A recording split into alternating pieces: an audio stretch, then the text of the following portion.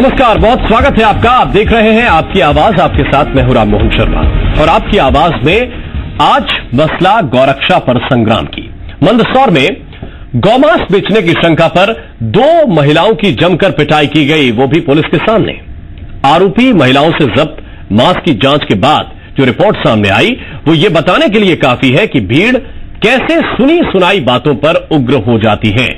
Report से यह खुलासा हुआ कि ये मांस गाय का नहीं बल्कि भैंस का था। इस मुद्दे पर राज्यसभा में भी जमकर हंगामा हुआ। मायावती ने महिलाओं से बदसलूकी के मुद्दे पर सरकार को घेरा तो सारा विपक्ष एकजुट हो गया।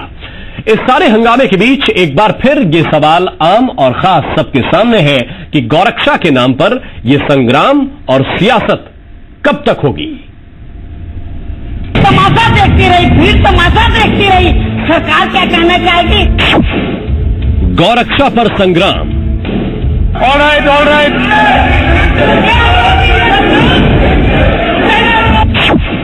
संसद में गूंजा गौरक्षा का मुद्दा।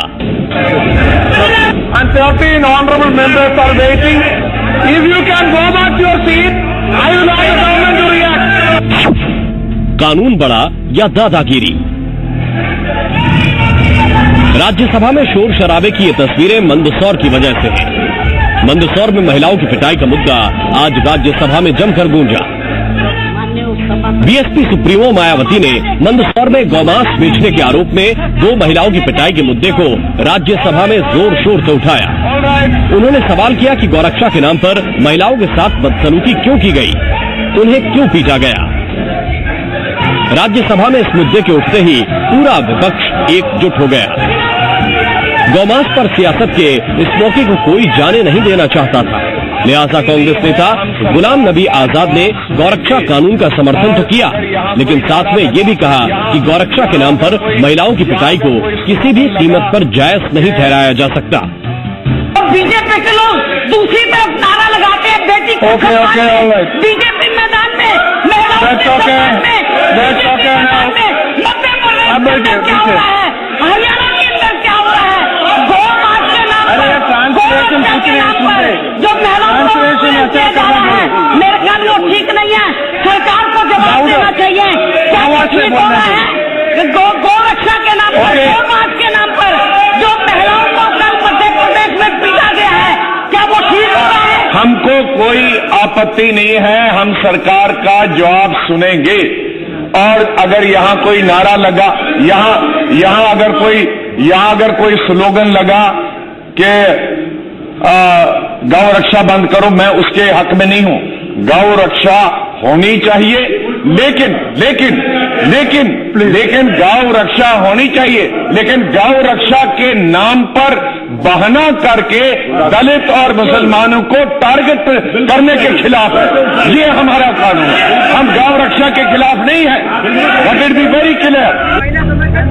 दरअसल मंदसौर रेलवे स्टेशन के पास गौरक्षा की झंडा बरदारी के नाम पर स्टेशन में 2 महिलाओं को पीट कर घायल कर दिया गया।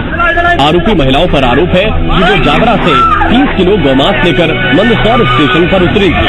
जैसे ही इस बात की भनक हिंदू संगठन के लोगों को मिली, हिंदू संगठन की कुछ महिलाओं ने आरोपी महिलाओं की जमकर पिटाई की और कुछ लोगों ने पिटाई का वीडियो सोशल मीडिया पर डाल दिया, जो अब वायरल हो चुका है। मध्य प्रदेश के गृह मंत्री का कहना है कि गौरक्षा कानून के अधिनियम के तहत दोनों महिलाओं के खिलाफ कार्रवाई की जा रही है। दोनों आरोपी महिलाओं को सीजीएम कोर्ट में पेश कर न्यायिक हिरासत में भेज दिया गया है। सरकार की दलील है कि पिटाई करने वाली 2 महिलाओं को गिरफ्तार कर लिया गया है और कानून तोड़ने वालों को बख्शा नहीं जाए।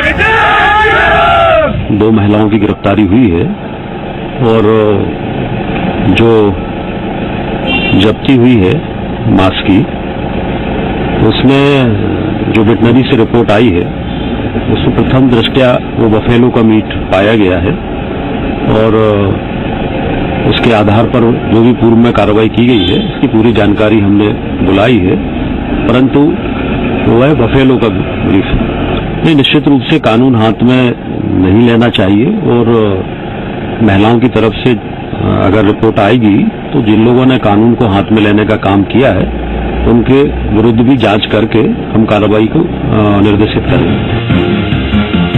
प्रदेश के गृह मंत्री का कहना है कि गौमांस बेचने वाली आरोपी महिलाओं पर कानून के तहत कार्रवाई की जा रही है। जब प्रदेश सरकार कार्रवाई कर रही है तो फिर इस मुद्दे पर सियासत करना कहां तक जायज है? सबसे बड़ा सवाल ये है कि अगर किसी पर आपको शक भी है तो क्या भीड़ को ये हक है कि वो चौक चौराहे पर ही अपना फैसला सुना देगी? सवाल यह है कि आखिर खुलेआम कानून की धज्जियां क्यों उड़ाई गई? और सवाल ये भी है कि क्या सिर्फ वोट की खातिर ऐसे मुद्दों पर सियासत की जाती है? ब्यूरो रिपोर्ट, जी मीडिया। तो सवाल यही है कि आखिर गौरक्षा के नाम पर इस तरह की सियासत कब तक होती रहेगी? इसी पर चर्चा करने के लिए हमारे साथ 3 खास मेहमान इस वक्त जुड़े हुए हैं। सत्यपाल सिकरवार जी इस वक्त हमारे साथ मौजूद हैं, भारतीय जनता पार्टी के विधायक हैं आप। सत्यपाल जी, बहुत स्वागत है आपका। सौरभ सिंह जी इस वक्त हमारे साथ मौजूद हैं, कांग्रेस पार्टी के विधायक हैं आप। बहुत स्वागत है सौरभ सिंह जी आपका भी। और वरिष्ठ पत्रकार शिव अनुराग पटेरिया जी भी इस वक्त हमारे साथ जुड़े हुए हैं। शिव अनुराग जी, बहुत बहुत स्वागत है आपका भी। सबसे पहले, इससे पहले कि मैं ये पूछूं कि गौरक्षा पर यह सियासत क्यों और क्या इसके पीछे सिर्फ वोट बैंक है, उससे भी बड़ा सवाल एक ये है। मैं सबसे पहले सत्यपाल सिकरवार जी आपके पास आना चाहता हूं।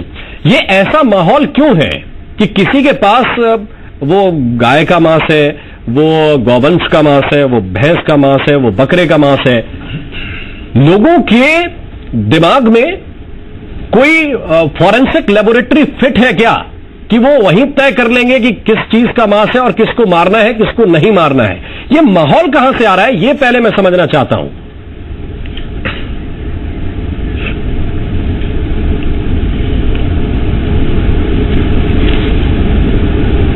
मैं जो बाद में आपने कहा वो नहीं समझ पाया, क्या आपने कहा? दोबारा दोहराएंगे जरा। मैं सर ये जानना चाहता हूं कि भीड़ आक्रोशित आखिर वहां पर क्यों हुई? ये क्योंकि बार बार कहा गया कि किसी संगठन के लोग नहीं थे, वो ट्रेन के ही लोग थे, वहीं की भीड़ थी।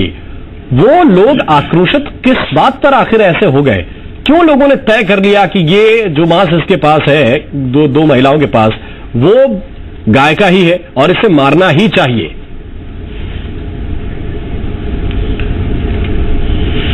नहीं, मुझे लगता है कि ये ऐसे तय हुआ कि आज आरिफ अकील जी ने इस मुद्दे पर बात की सदन में।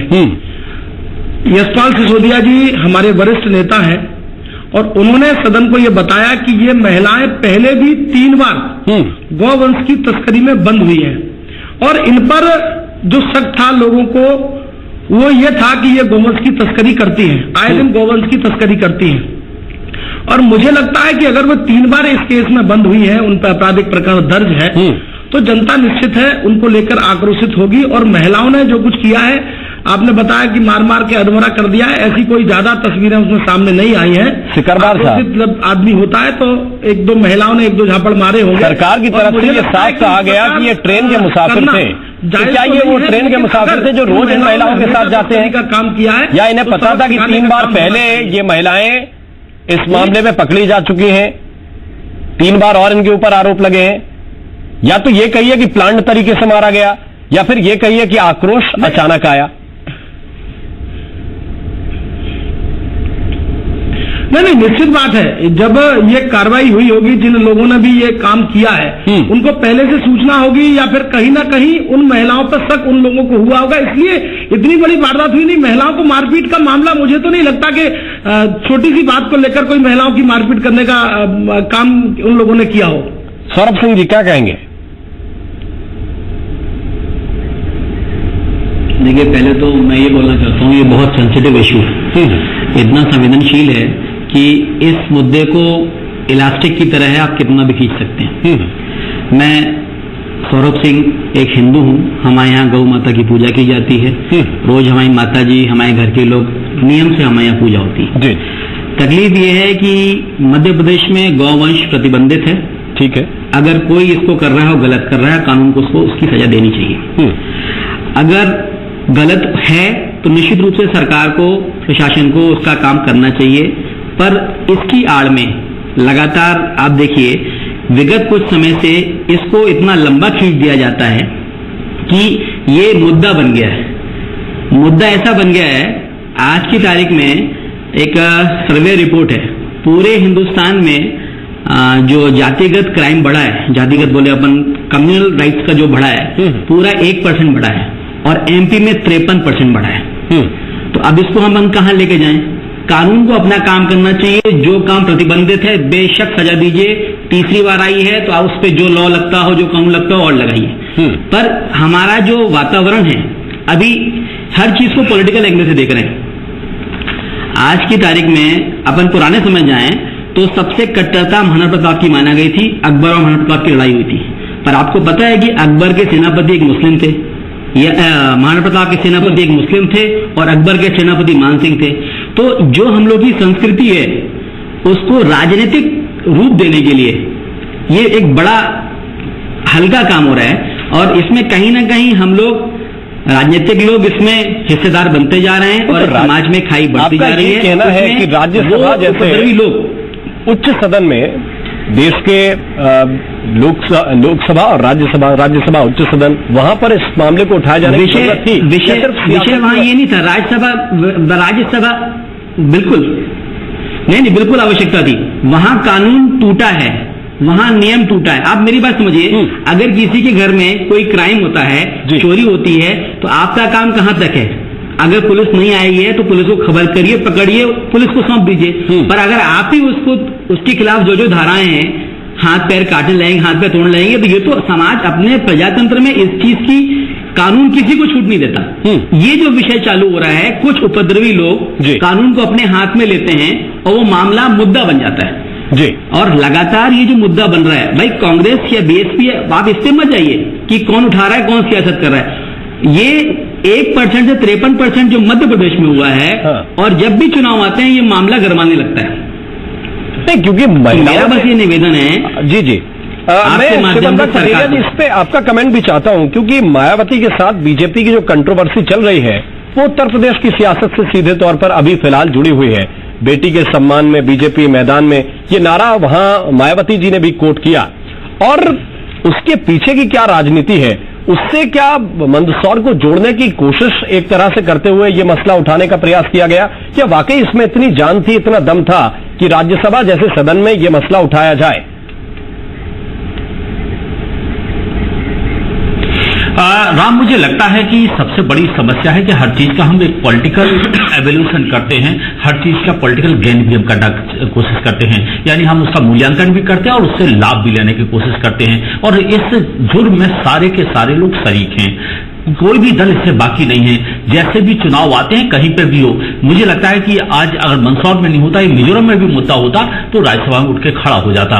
सबसे बड़ी जो प्रॉब्लम यह है कि हर चीज का हम राजनीतिक लाभ लेना चाहते हैं। दूसरा, हिंदुस्तान में तमाम तरह के ऐसे पॉलिटिकल सेल्टर्ड वेल ऑर्गेनाइज्ड ग्रुप तैयार हो गए हैं जो अपने राजनीतिक आकाओं की इच्छाओं को पूरा करने के लिए ऑपरेट करते हैं। इसमें दल कोई भी हो, और जब उनको डिसऑन करना होता तो राजनीतिक पार्टियां डिसऑन कर देती हैं और उसे पब्लिक प्रेशर बताती हैं, लोगों का स्पॉन्टेनियस रिएक्शन बताती हैं। लेकिन ये बहुत खतरनाक स्थिति है। अगर भीड़ न्याय करने लगेगी तो व्यवस्था कहीं टेकेगी नहीं। कानून टूटा है तो आप उस पर कार्रवाई करिए, लेकिन भीड़ को न्याय करने की कोई इजाजत कभी नहीं दी जा सकती है। ठीक है, सत्यपाल सिकरवार जी, एक सवाल इसके साथ ये भी है, क्योंकि ये मसला राज्यसभा में उठा, तमाम पॉलिटिकल पार्टियों ने इस बात पर आलोचना नहीं की कि उन महिलाओं के खिलाफ क्यों आप एफआईआर कर रहे हैं, क्यों कार्रवाई कर रहे हैं जिनके पास संदिग्ध मांस मिला। आलोचना इस बात पर हुई कि जो भीड़ पीट रही थी उसके खिलाफ कार्रवाई क्या हुई है। और अभी भी हमने गृह मंत्री का बयान सुनाया अपनी रिपोर्ट के साथ, उन्होंने कहा कि अगर महिलाओं की तरफ से शिकायत होगी तो हम कार्रवाई करेंगे। क्या यह ठीक है, या फिर आपको प्रथम दृष्टया जैसे ही तस्वीरें आई थी उन लोगों पर भी सीधे तौर पर कार्रवाई करनी थी जिन्होंने हाथ उठाने की जुर्रत दिखाई?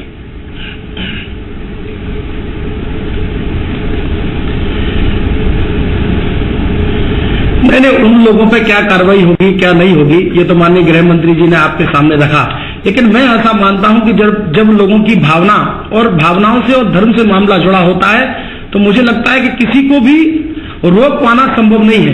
कार्रवाई तो बनती है सर। अगर कोई पुरुष होता और मैं ही अगर सामने होता तो मुझे लगता है कि जो महिलाओं ने उन महिलाओं के साथ किया, अगर पुरुष होता तो मैं भी ऐसा काम हो सकता है कि उनके साथ करता, क्योंकि गोवंश से जुड़ा मामला धर्म से जुड़ा हुआ है। गाय को हम मां समान पूजते हैं। सौरभ जी ने कहा कि मेरा परिवार उनकी पूजा करता है, उनका परिवार नहीं, इस हिंदू धर्म के कानून हाथ में लेंगे आप, ये बता रहे हैं? गौ को मां समान मानते हैं। शिखर साहब आप कह रहे हैं कि आप भी कानून हाथ में लेंगे, गोवंश आएगी तो निश्चित है ऐसा प्रतिकार होना संभव है। आपकी सरकार है, आपकी पुलिस है, कानून आप पढ़े हुए हैं, सब कुछ जानने के बावजूद आप कह रहे हैं कि उन लोगों ने ठीक किया, आप भी हाथ उठा देते अगर होते तो? नहीं, मैंने कहा कि धार्मिक भावनाओं से मैं राजनीति चूंकि मैं विधायक हूं इसलिए मैं ये शब्द नहीं कह रहा। मैंने ये कहा कि अगर मैं वहां होता, मैं हिंदू हूं और मुझे अगर शक होता कि गोवंश के तस्कर है आधार पर किसी की जान ले लीजिएगा क्या सर? हाथ उठ जाता। और मुझे नहीं लगता कि महिलाओं ने वहां गलत किया है। अगर वे तस्करी का काम करती है तो मुझे नहीं लगता कि उन महिलाओं ने वहां गलत किया है। सवाल यह है कि शक के आधार पर किसी भी ऊपर हमला करने की क्या, और कोई भारतीय जनता पार्टी के लोगों ने काम नहीं किया ये जी। जो लोग ऐसा काम कर रहे हैं उनके खिलाफ कार्रवाई बनती है कि नहीं बनती, आप ये बताइए। जिन महिलाओं ने उनके साथ मारपीट की है जी,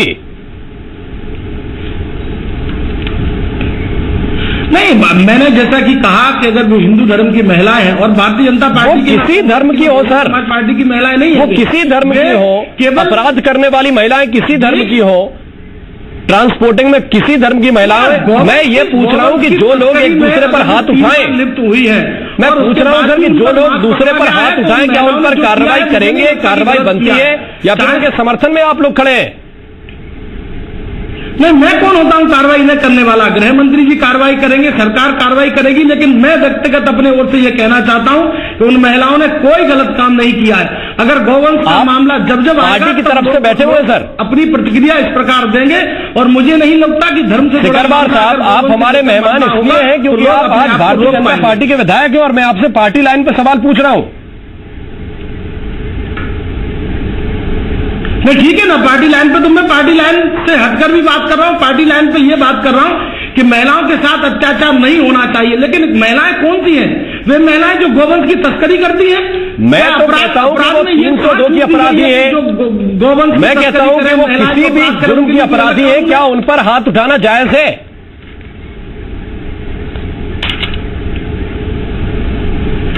नहीं, अब जिस प्रकार का मामला है, मैंने कहा कि धर्म से जुड़ा जब मामला आता है सामने, खासकर गोवंश से लेकर गोवंश का जुड़ा मामला आता है, तो अपनी आपको अपनी भावनाओं को रोक पाना किसी भी हिंदू धर्म के व्यक्ति के लिए, चाहे महिलाएं हो चाहे पुरुष हो, उनको रोक पाना संभव नहीं है, ऐसा मैं मानता हूं। चलिए सर, एक बहुत छोटे से ब्रेक के लिए रुक रहे हैं, लेकिन ये मसला मैं कम से कम यहां पे बैठकर नहीं समझ पा रहा हूं कि बीजेपी जैसी एक बड़ी पॉलिटिकल पार्टी, ये उसके विधायक खुलकर कह रहे हैं कि उनके ऐसे लोगों के ऊपर कार्रवाई होगी नहीं होगी उस पर तो कुछ खुलकर कह नहीं रहे हैं, जबकि साथ साथ ये भी कहते जा रहे हैं, बार बार हम रिपीट कर रहे हैं उसको, कि ऐसे मामलों को रोकना बहुत मुश्किल है। वहां पर क्षणिक न रोक पाए तो बाद में नजीर तो पेश करें कि लोग बाद में हाथ उठाने से परहेज करें, कुछ डरें। छोटे से ब्रेक के लिए रुक रहे हैं, बहुत जल्द हाजिर होंगे।